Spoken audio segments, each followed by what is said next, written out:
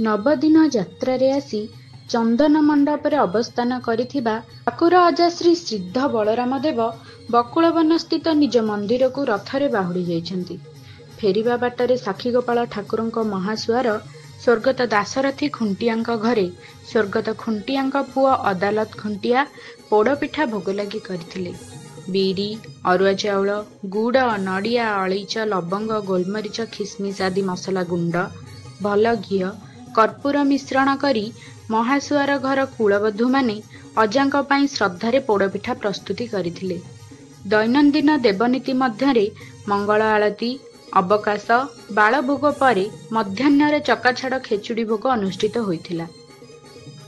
अपराह्न छेरा पहरा नीति परे घंट घंटी काहाली मृदंग वाद्य मध्यरे ठाकुरंक पहंडी करा जाई रथारूढ़ करा जाइथिला।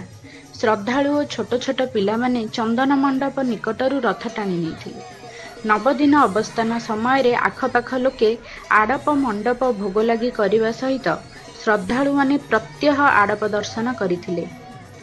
साक्षीगोपाल मंदिर प्रशासन तरफरु एही सुसज्जित रथ निर्माण करा जाइथिला। सेवायत देवराज पंडा ब्रजराज पंडा और अन्य माने ठाकुरंक देवनीति संपादना करथिले। रथ टणा समय मंदिर कर्मचारी मनोरंजन महांती संजीव विश्वाल और गणेश साहू सहित काहालिया विश्वकर्मा मंडणी सुआसिया बाजावाला भोई सेवायत माने रथ चला कार्य सहयोग करथिले।